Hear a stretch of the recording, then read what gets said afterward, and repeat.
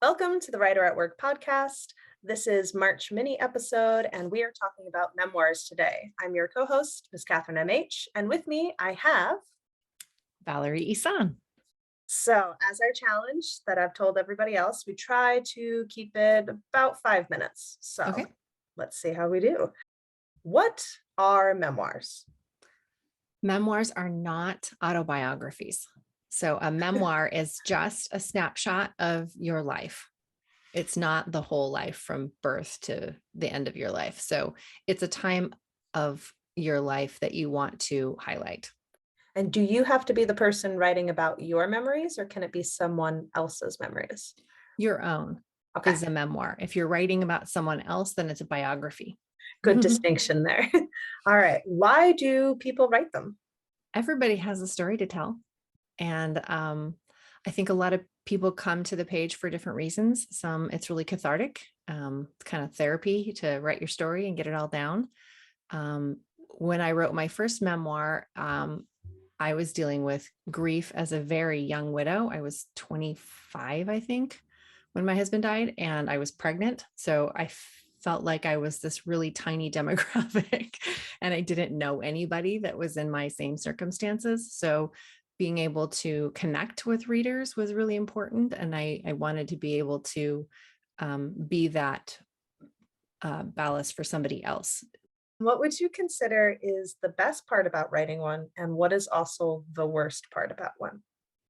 The best part about writing memoir for me personally is learning about myself while I'm writing, and that forced honesty. Sometimes it's really easy to skim over parts of your life that you don't really want to look at. But if you're writing memoir and you're trying to connect with readers, that's kind of the whole point.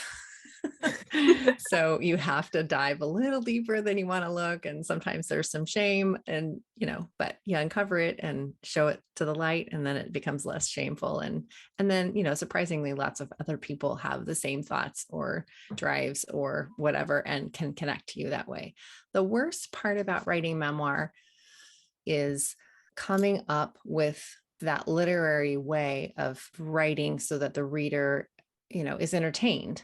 For instance, when we read novels, they're in scenes and there's dialogue and conflict and characters in the scene, and things are happening. Writing memoir, you have to put absolutely everything you possibly can into a scene, because there is a lot of reflective places where there really isn't scene happening.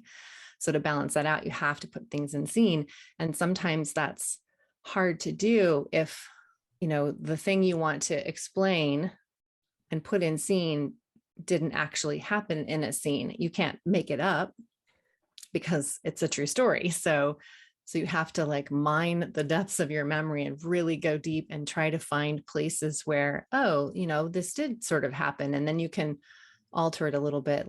It happened at my house and not my husband's house at the time that we were dating. But that's okay. This conversation still happened. So it's okay. I'm going to put it in my house because it makes more sense in the narrative arc. So I think that's probably the hardest thing, is kind of coming up with that dialogue and those scenes when the memory of a scene isn't actually there and you have to dig for it. Okay.